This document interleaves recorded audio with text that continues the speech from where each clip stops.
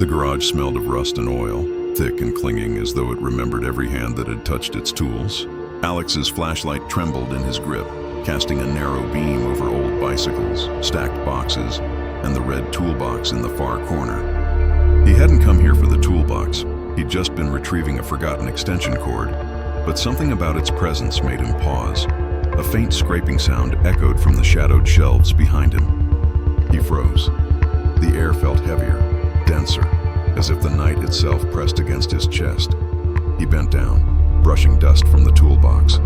Its latch clicked shut on its own. His pulse spiked. The lid trembled. A whisper, almost inaudible, slithered through the garage. "Don't." Alex jerked back. "Who's there?" His voice sounded fragile. Silence answered. Then the lid rattled violently, slamming shut. Shadows stretched across the walls, twisting like fingers reaching for him. A low chuckle echoed, chilling and deliberate. "You shouldn't be here." Alex's heart hammered.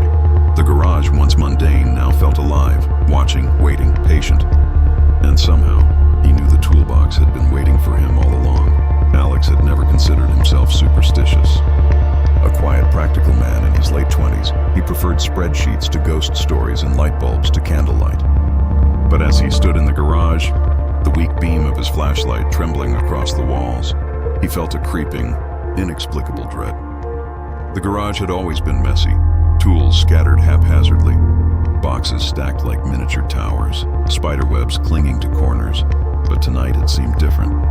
The shadows were deeper, the air colder. His footsteps echoed too loudly on the concrete floor. Each sound felt amplified, a warning he could not decipher. He approached the toolbox again, shaking his head. "Get a grip, Alex, it's just a toolbox." Yet, even as he said it, the lid creaked, shifting as if responding. The metal latch clicked insistently, unnervingly. He stepped back, gripping his flashlight tighter. A soft thump echoed from behind a stack of crates. Alex froze. His mind raced. Maybe it was a rat. Maybe a branch against the garage wall. But the sound repeated, deliberate, almost rhythmic. "Hello? Anyone there?" His voice cracked. No answer, only the scraping again. Then, silence, thick and suffocating. Alex felt it pressing against him. A presence just beyond perception. He tried the toolbox. Again, locked, but a chill ran up his spine as he swore he saw the lid move ever so slightly without reason. The stories his neighbor had told years ago crept into his mind. A man vanished from this very garage. The red toolbox said to be cursed. Alex had laughed at the time. Laughed until he was alone now, staring at that same toolbox. And then a whisper curled from the darkness. "Don't open me." Alex's grip tightened. The night felt endless. He was alone, and yet, not alone. Something watched. Something waited. Something had been waiting for him all along. Alex spent the next hour circling the garage, flashlight sweeping across boxes, tools, and the red toolbox. He tried to convince himself it was paranoia, imagination, but every noise, every shadow felt deliberate, targeted. The toolbox rattled intermittently. Once, a wrench rolled across the floor toward him, though he hadn't touched it. He froze, chest pounding. He remembered the rumors. The previous owner disappeared overnight, the garage found empty, save for the toolbox. Nobody ever spoke of it again. A whisper floated from the toolbox. "Open me!" Alex's hand shook, hovering above the latch. He pulled away. Another thump came from behind him, louder this time, like someone pacing slowly. "Who's there?" His voice was sharp, trembling. Nothing. Only the toolbox. Quivering as though it breathed, he tried calling a friend, hoping someone could hear him, but his phone died suddenly, screen flickering into blackness. A cold draft circled the garage. Shadows pooled along the walls, moving independently of the flashlight. Objects shifted subtly. A broom leaned too far. A chair scraped across the floor. Alex could feel eyes on him, unseen, patient, amused. He realized he could not leave. The garage had changed. Familiar objects felt alien, threatening. Hours, or was it minutes? Passed. The toolbox began to glow faintly, a red shimmer along the edges. The whispering grew insistent. "Open! Open! Open me!" Alex tried to resist, but curiosity gnawed at him. Trembling, he reached out. The lid snapped open violently, a force that sent him staggering backward. Inside, darkness moved, shapes indistinct, human-like, impossibly thin. They silent but deliberate. He screamed, fumbling for the door, locked. The toolbox slammed shut again, the metal latch clicking as if sealing something inside him. Every exit now felt blocked. The garage was no longer a place. It was a trap, breathing, watching, waiting. Alex's rational mind screamed to flee, but the toolbox whispered, compelling, inevitable. Alex's desperation mounted. The toolbox rattled violently, lid flying open and shut as shadows poured into the garage. Tools lifted from benches, spinning slowly in the air. He covered his ears, but whispers cut through his panic. Stay. Forever. He bolted toward the corner, only to find the door no longer responding. Walls seemed to shift, elongating, narrowing the space. Time felt fractured. Seconds stretched like hours. Stop. Leave me alone! Alex shouted, voice raw, trembling. A figure emerged from the shadows, a pale, distorted silhouette, more shadow than flesh. It spoke in a chilling whisper. You opened me. The toolbox hovered midair, swinging open, spilling impossible objects. Human-like hands made of shadows, twisting tools, fragments of glass reflecting eyes that weren't his. Alex stumbled backward, mind fraying. Memories of the vanished neighbor, the legend, the rumors, all converged in a single terrifying truth. He could not escape. The shadows lunged, surrounding him. Time warped. The garage expanded, then contracted. He screamed, but no sound came. The toolbox slammed one last time, and the shadows swallowed him entirely. Silence followed, thick, oppressive, unbroken. The garage returned to its quiet normalcy, or at least it appeared so from outside. Morning light filtered weakly through the garage window. Outside, neighbors walked dogs unaware. The garage door was closed, undisturbed. Inside, the red toolbox sat in the corner, unremarkable and silent. No sign of Alex remained. No footprints, no flashlight, no screams. The air smelled faintly of rust and oil, normal again. But if one looked closely, the lid of the toolbox trembled ever so slightly. Weeks later, the house would be sold. Movers reported nothing unusual, except the toolbox seemed heavier than expected almost. Watchful, and late at night when the wind whispered across the garage, a faint metallic rattle could be heard, followed by a soft, amused whisper. Come back. You left me waiting. The garage waited patiently, always waiting. The garage smelled faintly of oil and mildew, though the air outside was cool and dry. At its center sat a sleek black sedan, its surface gleaming unnaturally under the weak overhead bulb. Alex, or rather his neighbor Mark, who had borrowed the garage briefly, had parked it there that evening, thinking the car would be safe. But something about the car felt off. The engine was cold, but a low hum seemed to emanate from within, subtle, vibrating through the floor. Mark approached cautiously, flashlight cutting across the polished hood. The door was locked. Or was it? A soft click echoed, though he hadn't touched the handle. He leaned closer. The rear window reflected nothing. No street light, no garage walls, just blackness. A whisper floated from the passenger seat. Get in. Mark froze, hand trembling on the handle. He laughed nervously, shaking his head. Very funny, but then the engine roared, without key, without ignition, lights flickering on and off. The car doors remained locked, the interior dark, yet the sound of a presence inside was undeniable. He stumbled back, breath ragged. Somewhere deep in the shadows, a voice whispered, low and deliberate, "You can't leave." Mark's pulse spiked. The garage, familiar minutes ago, now felt alive, waiting, patient, and the black sedan seemed to know him, watching, choosing. Mark had never considered himself afraid of cars. He loved the feeling of the engine beneath him, the controlled hum of metal and tires. Tonight, though, standing in the garage, he felt a creeping unease. The sedan was parked precisely in the center, spotless and unremarkable. Yet every instinct screamed that it wasn't just a car anymore.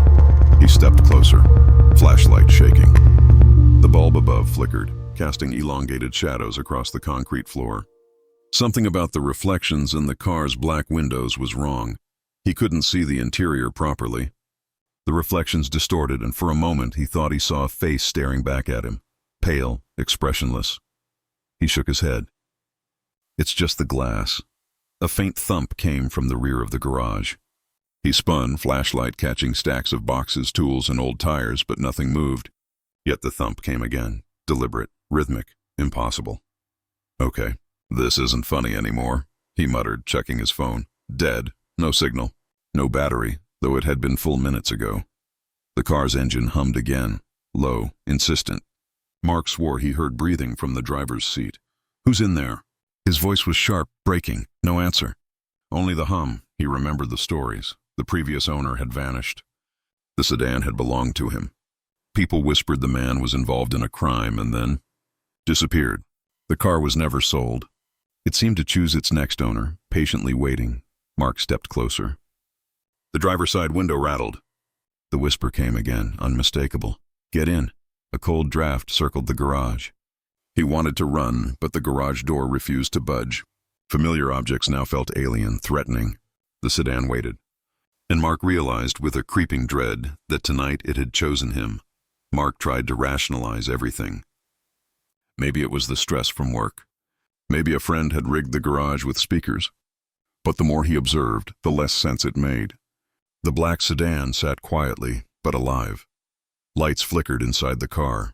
Rear-view mirrors reflected faces, not his own, but blurred, pale, staring. The engine hummed insistently, almost pleading. The whispering grew louder, patient. Sit. Drive. Stay. He reached for the door handle. Locked. Tried another. Same result. Objects around the garage subtly shifted. A tire rolled across the floor, stopping unnervingly close to him. The flashlight beam caught what looked like a handprint, but on the outside of the car, where no one had touched it. He retreated, tripping over a toolbox. The lid flew open and slammed shut on its own. A whisper floated from it. We are waiting. Mark's paranoia escalated. He circled the car, looking for an escape route. Shadows pooled in corners, moving independently of the flashlight. The rear seat seemed to warp, the leather stretching unnaturally, as if breathing. Memories of the sedan's past flickered in his mind. The vanished owner, rumors of crime and blood, strange disappearances in the town. None of it had made sense before. But now, standing alone in the garage, Mark understood. The car wasn't just a machine. It was a trap, patient, selective, alive. The whispering voices coalesced into a chorus. Drive. Stay. Forever. Mark stumbled backward. The garage door refused to open. The walls seemed to lean in, narrowing the space. His heartbeat thundered. He could feel unseen eyes watching. Suddenly the engine roared. Lights flared inside the sedan, illuminating shadows that resembled twisted, thin figures. They crawled across the seats, reaching for him. Mark screamed, but the sound was swallowed by the thick, oppressive air. The car's interior seemed infinite. The rearview mirror reflected 1,000 eyes. Mark realized with horror, if he touched the door, if he even looked too closely, he might disappear too. The car had claimed its next victim. Mark backed into the corner, flashlight swinging wildly. The sedan's engine roared again, more powerful, vibrating the entire garage. Shadows poured from the windows, elongated, crawling along the walls, merging with the whispers that now filled the room. He stumbled over the floor, hands shaking. Every object around him seemed to defy gravity. Tools floated, a broom twisted into unnatural angles, a chair rotated on its own. Get in. Drive. Stay. The chorus of whispers was deafening now. Mark lunged for the garage door, locked. He slammed his body against it, desperate. The shadows surged. The interior of the car rippled. The driver's seat rose slightly, revealing a pale, distorted face staring from inside, mouth moving in silent, cruel amusement. No! Stay away! He screamed. The flashlight fell. The sedan's door opened by itself, slow, deliberate. The shadows stretched, enveloping him. The walls of the garage warped further. Time fractured. Seconds dragged, hours condensed. Mark's vision blurred. The whispers became words he could feel rather than hear. You chose us. Now you belong. He screamed one final time, but it meant nothing. The black sedan closed in, the shadows pulling him inside. When the engine finally stopped, the garage returned to a false calm. The car sat quietly. No doors moved, no lights flickered. It was ordinary, waiting, patient. Morning sunlight slanted through the garage windows. Neighbors walked dogs unaware. Outside, the sedan appeared pristine, undisturbed. Mark was gone. No footprints, no screams, no evidence of his presence. Only the faint hum, barely perceptible, came from the car. Weeks later, the house was sold. The garage remained locked, but neighbors reported strange occurrences. Headlights flickering in empty rooms, the sound of an engine starting and stopping, and a shadow moving behind the tinted windows. Those brave enough to look inside reported feeling watched. One moving company worker swore he saw pale faces in the rearview mirror, faces that weren't human. The black sedan waits, always waits, patient, alive, choosing its next victim. And sometimes late at night, when the wind whistled through the garage, a whisper would drift to the nearby street. "Get in. We are waiting. The car waits. And those who see it never leave." The garage was silent, except for the occasional creak of its old rafters. A single bulb swung overhead, weakly illuminating the cluttered space, but the shadows seemed thicker tonight, almost viscous, pooling in corners as if they had substance. Alex, or his friend Claire, who had come to check the garage after the stories of the missing men, paused near the center. She felt it immediately, eyes watching from nowhere, a presence that did not belong. Above her, the shadows stretched along the beams. Then, something moved, a long, thin shadow detaching from the wall, crawling along the ceiling. Claire's breath caught. It hung there as though waiting, suspended in midair. "Hello?" Her voice trembled, no answer. Only the shadow elongated, lowering slowly toward her, impossibly smooth, as if gravity were its servant. It didn't move like a person, but like darkness made alive. Her flashlight flickered, catching glimpses of shapes, thin, pale hands reaching from corners. Reaching for her, a whisper curled through the garage, barely audible. "Don't look, or it will take you." Claire's pulse spiked. Her instinct screamed at her to run, but the garage door seemed miles away. The hanging shadow descended deliberately, patient, waiting for her to break. Something ancient and inevitable hovered above. And for the first time, Claire understood the stories were true. The garage was alive, and it had chosen her. Introduction, 900 words. Claire had always dismissed ghost stories. She preferred logic and reason, facts over fears. But standing in the garage tonight, she realized logic would not help her. The air felt heavy, charged, unnatural. The cluttered walls and stacked boxes seemed familiar, yet alien, as if the space itself had shifted while she wasn't looking. She approached the workbench cautiously, flashlight in hand. A thin layer of dust coated everything, but the air was cold, biting through her jacket. Her eyes kept returning to the rafters above. Shadows pooled there unnaturally, stretching across beams and corners, moving slightly whenever she blinked. She tried to convince herself, it's just imagination, just nerves.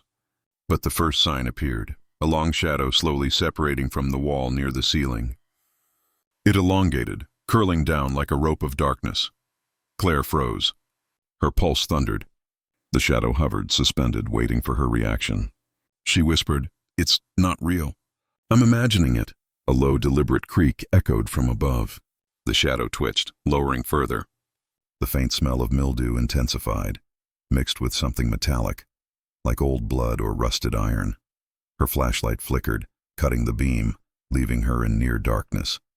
Then she saw them, thin, pale hands emerging from corners, stretching toward her. Not human, too long, too narrow, moving with impossible fluidity. A whisper. "Don't look. Don't touch, or it will take you." The garage door rattled slightly, as if testing her resolve. She stepped back, almost tripping over a coil of cable. The shadows pooled beneath her feet, moving independently, crawling closer. Claire realized with terror that she was not alone. Something had been waiting in the garage, patient, watching, learning her movements. And now it was ready. Conflict development, 2800 words. Claire's terror deepened as the shadows grew bolder. They slithered along walls and beams, moving with intelligence. She tried to retreat to the door, but the garage had transformed. Corners stretched, ceilings lowered. Familiar objects became threatening. Boxes leaned forward as if alive. Tools floated slightly off benches, and the old bicycle wheels spun slowly without touching them. The hanging shadow, long and sinewy, descended further, inching closer. Its form seemed to twist, shift, and multiply. Thin, pale hands reached from darkness, brushing her jacket, her hair. Every time she turned her flashlight toward it, it seemed to move just beyond the light, always one step ahead. Whispers filled the space. "Come." Stay forever. Claire stumbled over the edge of a toolbox. It flew open violently, scattering wrenches and screws across the floor. The shadow twitched with what seemed like amusement. Her rational mind screamed to flee, but instinct told her no escape was possible. Memories of the previous disappearances, Alex, Mark, flashed in her mind. Both had vanished in similar garages, objects around them shifting impossibly, whispers drawing them in. And now, it was her turn. She ran toward the door, but the shadows pooled at her feet, sticky, grasping. The hanging shadow extended tendrils, wrapping around ceiling beams, lowering toward her, patient, deliberate. She screamed, a raw, panicked sound. The shadows responded, pressing closer, murmuring in that low, unintelligible chorus. "You cannot leave." Claire backed into a corner. The garage distorted further. Tools hovered midair, boxes floated, walls twisted unnaturally. The hanging shadow, now fully extended, dangled like a rope of darkness directly above her. Its movement was mesmerizing, horrifying, impossible to resist. Her flashlight flickered. Shadows merged into one dark mass, coiling around the rafters and stretching toward her. The whispers intensified. "Look, don't look, join us." Time fractured. Seconds became minutes, minutes became hours. Claire's mind strained to comprehend. Her breath quickened. She realized the garage was not just a building, it was alive, and she had trespassed. Climax, to 800 words. The hanging shadow descended fully, tendrils reaching, grasping. Claire backed against the far wall, trapped. The shadows pressed in from all sides. Tools levitated, boxes tumbled, and a cold wind whipped through the garage, carrying metallic whispers. She screamed again. "No! Leave me alone!" The shadows twisted, merging into a solid, inky figure, a humanoid but impossibly elongated, hanging from the rafters. Pale hands stretched outward, touching her arms, her shoulders, dragging her toward the mass. "You belong. Forever," the chorus murmured. Claire lunged toward the door one last time, but it had vanished or warped, replaced by darkness. Panic consumed her. The hanging shadow lowered, wrapping its long, rope-like form around her legs. Her flashlight clattered to the ground, beam swinging wildly, illuminating glimpses of impossible figures inside the shadows. Faces, twisted hollow, watching her. The shadow tightened, coiling upward, dragging her toward the ceiling. Her hands scrabbled at nothing, air, walls, anything, but the darkness was patient, unyielding. She screamed, kicking, but the shadows swallowed her, time fractured completely. A final whisper, "You can't escape." Then silence. The garage settled, still and ordinary. The bulb overhead flickered faintly, casting its weak light across boxes and benches. Nothing moved, except the ceiling, where a faint dark streak lingered, suspended like a rope of shadow. Resolution, in 1100 words. Morning light filtered through the garage windows. Birds chirped outside. Neighbors passed by, oblivious. The garage appeared untouched. Boxes stacked neatly, tools resting where they had always been. Claire was gone. No trace of her remained. No footprints, no screams, no light from the fallen flashlight. Only the lingering darkness above, faint but ominous. As if suspended in patient anticipation, weeks later, new owners would remark on the shadows in the rafters, fleeting glimpses when sunlight hit just right. Movers whispered of a cold draft in the center of the garage, objects moving subtly. None dared spend long inside, and sometimes at night, when the wind rattled the garage door or the weak bulb flickered, a whisper drifted. "Come back. We are waiting." The hanging shadow waited, patient, eternal, and those who glimpsed it knew without words that the garage had claimed yet another soul and would claim more.